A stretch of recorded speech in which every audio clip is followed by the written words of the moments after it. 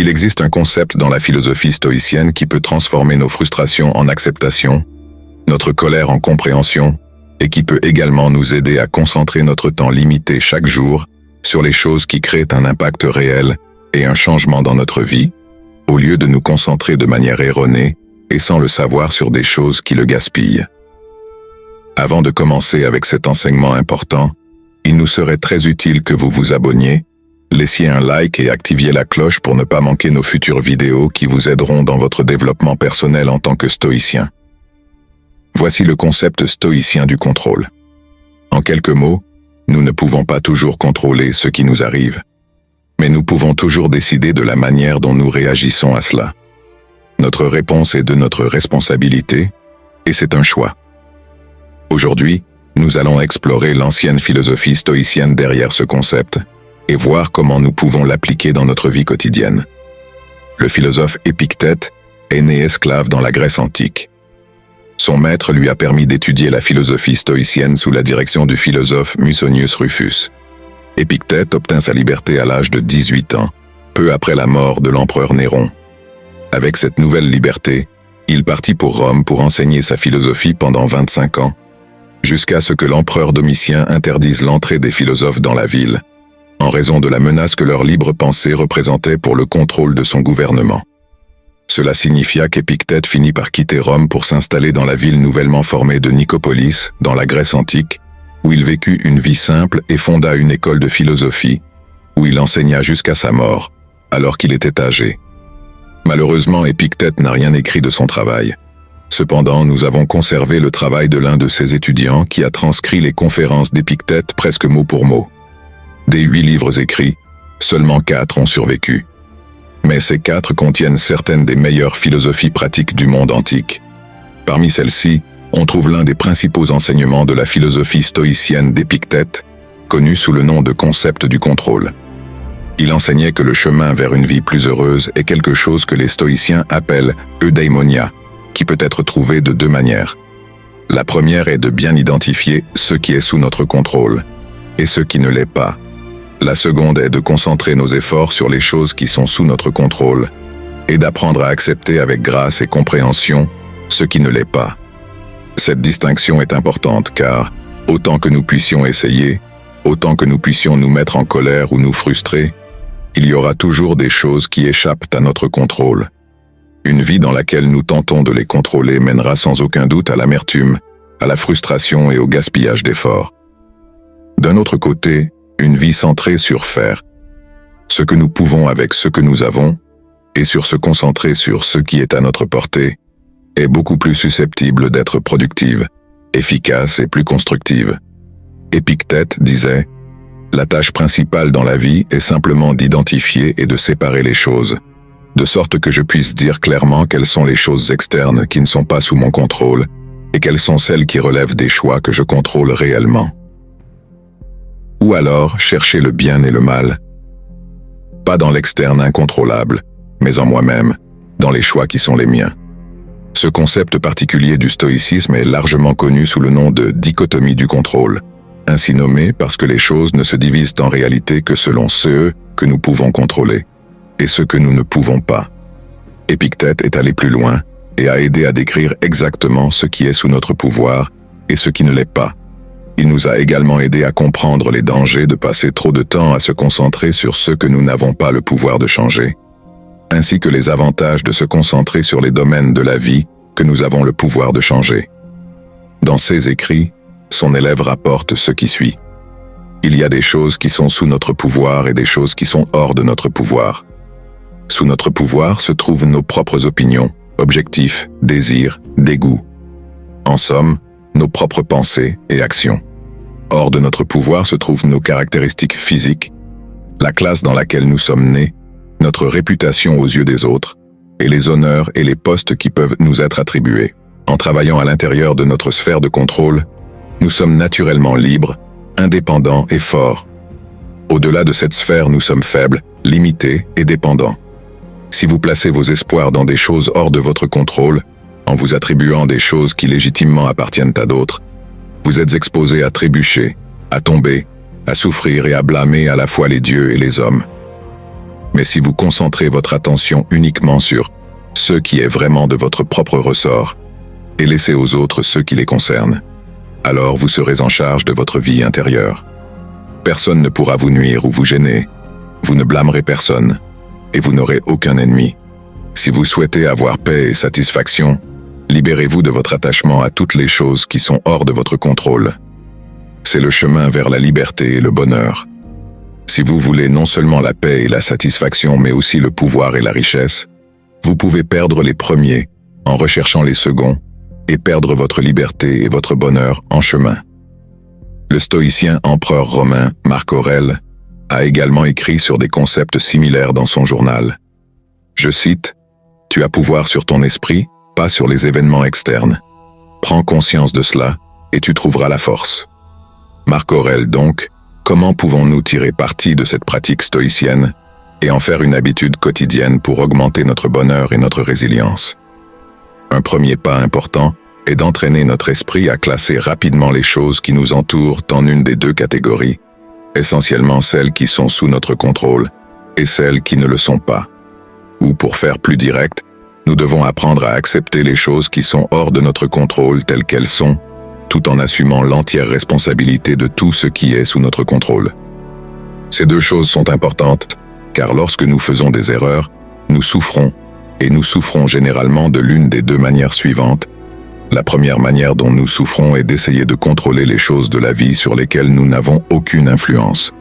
Cela peut être d'autres personnes, leurs croyances, leurs pensées, actions et valeurs, la météo, le trafic, l'économie, la politique, le temps et bien d'autres choses encore. Évidemment, lorsque nous essayons de contrôler ce qui est incontrôlable, nous mettons de l'effort dans un domaine où nous n'avons aucune influence. Cela aboutit à peu ou pas d'impact, et ce résultat finit par nous faire nous sentir impuissants, frustrés, anxieux, inefficaces, amers et en colère. En quelques mots, nous souffrons. Personne n'aime mettre de l'effort dans quelque chose et ne rien obtenir en retour, ou pire encore, mettre de l'effort dans quelque chose et obtenir tout le contraire de ce que nous espérions. Et puisque nous n'avons aucun contrôle sur ces situations, si nous lions notre bonheur à elles, nous mettons essentiellement notre bonheur entre les mains du hasard et des caprices du monde qui nous entoure. Il est donc facile de voir pourquoi ce n'est pas une façon résiliente d'être heureux.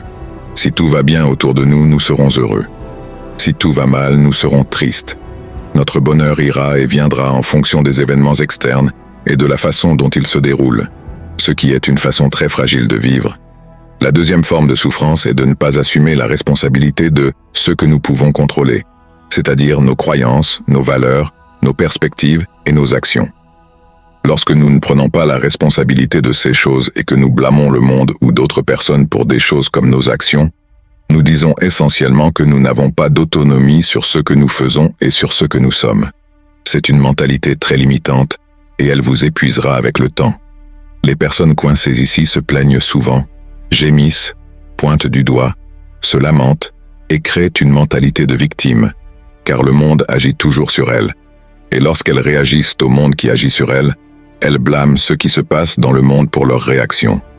Ce n'est pas un endroit sain où être, car si nous croyons que nous n'avons aucun contrôle sur nos actions, nos perspectives, nos valeurs et nos croyances, il n'y a rien que nous pouvons faire pour sortir de la situation dans laquelle nous sommes. Nous devons simplement attendre que le monde qui nous entoure fasse quelque chose qui crée un résultat avec lequel nous serons satisfaits. Et encore une fois, il est facile de voir pourquoi cette manière de vivre ne produit pas un bonheur durable et résilient, car tout reste dépendant des circonstances extérieures, au lieu que ce soit notre responsabilité de cultiver notre propre bien-être. La dichotomie stoïcienne du contrôle nous aide à changer notre perspective sur ces choses de deux manières importantes. Premièrement, lorsque nous sommes capables de déterminer ce qui est hors de notre contrôle, nous cessons de perdre du temps et de l'énergie à essayer de le changer. Nous voyons les choses telles qu'elles sont, les acceptons, et passons à ce que nous pouvons contrôler. Deuxièmement, lorsque nous sommes capables de déterminer ce qui est sous notre contrôle, nous pouvons concentrer notre temps et notre énergie sur ces aspects, en assumant la responsabilité et en prenant des mesures dans ces domaines pour progresser. Quand un stoïcien s'inquiète des choses sur lesquelles il a un contrôle partiel mais pas total, comme par exemple gagner un match de tennis, il fera très attention aux objectifs qu'il se fixe. En particulier, il sera attentif à fixer des objectifs internes plutôt qu'externes. Ainsi, son objectif en jouant au tennis ne sera pas de gagner le match, ce qui est un objectif externe sur lequel il n'a qu'un contrôle partiel, mais de jouer du mieux possible durant le match, un objectif interne sur lequel il a un contrôle total. En choisissant cet objectif, il se préservera de la frustration ou de la déception en cas de défaite, puisque son but n'était pas de gagner le match. Il n'aura pas échoué à atteindre son objectif, car il aura joué du mieux qu'il pouvait, et sa tranquillité d'esprit ne sera pas perturbée. William B. Irvine a également écrit que les stoïciens recommanderaient, par exemple, de ne pas se préoccuper de savoir si notre conjoint nous aime, ce qui est quelque chose sur lequel nous avons un certain contrôle mais pas total. Cependant, lorsque nous nous soucions de cela, notre objectif ne doit pas être l'objectif externe de faire en sorte que l'autre nous aime. Peu importe à quel point nous essayons, nous pourrions échouer à atteindre cet objectif, et en conséquence, être profondément contrariés. Notre objectif devrait être un objectif interne, nous comporter de la manière la plus aimable possible. De la même manière, notre objectif vis-à-vis de notre patron devrait être de faire notre travail du mieux possible. Ces objectifs peuvent être atteints, peu importe la réaction de notre conjoint ou de notre patron à nos efforts. En internalisant ces objectifs dans la vie quotidienne, le stoïcien est capable de préserver sa tranquillité d'esprit tout en traitant des choses sur lesquelles il n'a qu'un contrôle partiel. Épictète disait également « Il faut faire le meilleur usage de ce qui est en ton pouvoir et accepter le reste tel qu'il est. » C'est une bonne chose de comprendre cela logiquement, mais cela demande de la pratique et un effort délibéré pour commencer à construire ses habitudes mentales. Cependant, si vous persévérez, bientôt diviser les choses en deux catégories différentes deviendra une seconde nature. Vous verrez naturellement ces deux voies et les utiliserez pour déterminer comment agir face aux événements qui vous entourent. Pour conclure, quelques réflexions finales. Dans son livre A Guide to the Good Life, une guide pour une bonne vie, William Irvine explore ce thème du contrôle et décrit ce qui suit. Rappelez-vous que les choses sur lesquelles nous avons un contrôle complet sont les objectifs que nous nous fixons. Jusqu'ici, notre leçon du jour. Si vous avez aimé cette vidéo, laissez un like et partagez le lien avec vos amis et vos contacts pour qu'ils découvrent également cet enseignement sur la meilleure pratique stoïcienne pour une vie heureuse. Nous aimerions lire vos commentaires. Si vous ne vous êtes pas encore abonné à notre chaîne, faites-le maintenant et activez les notifications pour être à jour avec nos dernières publications. Nous sommes le Journal d'un stoïcien, votre chaîne favorite pour une vie stoïcienne. En internalisant ses objectifs dans la vie quotidienne, le stoïcien est capable de préserver sa tranquillité d'esprit tout en traitant des choses sur lesquelles il n'a qu'un contrôle partiel. Épictète disait également « Il faut faire le meilleur usage de ce qui est en ton pouvoir et accepter le reste tel qu'il est. » C'est une bonne chose de comprendre cela logiquement, mais cela demande de la pratique et un effort délibéré pour commencer à construire ses habitudes mentales. Cependant, si vous persévérez, bientôt diviser les choses en deux catégories différentes deviendra une seconde nature. Vous verrez naturellement ces deux voies et les utiliserez pour déterminer comment agir face aux événements qui vous entourent. Chaque jour est une nouvelle opportunité de choisir la paix intérieure, de ne pas se laisser emporter par ceux qui échappent à notre contrôle. La force véritable réside dans notre capacité à réagir avec calme face aux tempêtes extérieures. Les événements du monde extérieur ne définissent pas notre bonheur, c'est notre perception de ces événements qui le fait. Accepte ce que tu ne peux changer et concentre-toi sur ce qui est à ta portée. C'est là que réside ton véritable pouvoir. La sagesse commence par la compréhension que tout, ce qui compte vraiment est déjà en toi. Ce n'est pas ce qui nous arrive qui compte, mais la manière dont nous choisissons de le vivre. La tranquillité d'esprit se trouve dans l'acceptation des choses telles qu'elles sont, et non telles que nous voudrions qu'elles soient. Cultive la paix en toi, et elle se répandra naturellement autour de toi. Quand tu cesses de lutter contre l'inévitable, tu te libères de la souffrance et trouves la paix. Ton esprit est un jardin. Veille à ce que seules les pensées qui nourrissent ta paix y prennent racine. La clé du bonheur est de se détacher de ce qui est hors de notre contrôle et d'embrasser pleinement ce qui est à notre portée. Le bonheur réside dans l'instant présent, pas dans la course à ce que nous n'avons pas encore. La véritable liberté est de ne pas être esclave de ses désirs ou de ses peurs. Tout obstacle peut devenir une opportunité de croissance si nous choisissons de le voir ainsi.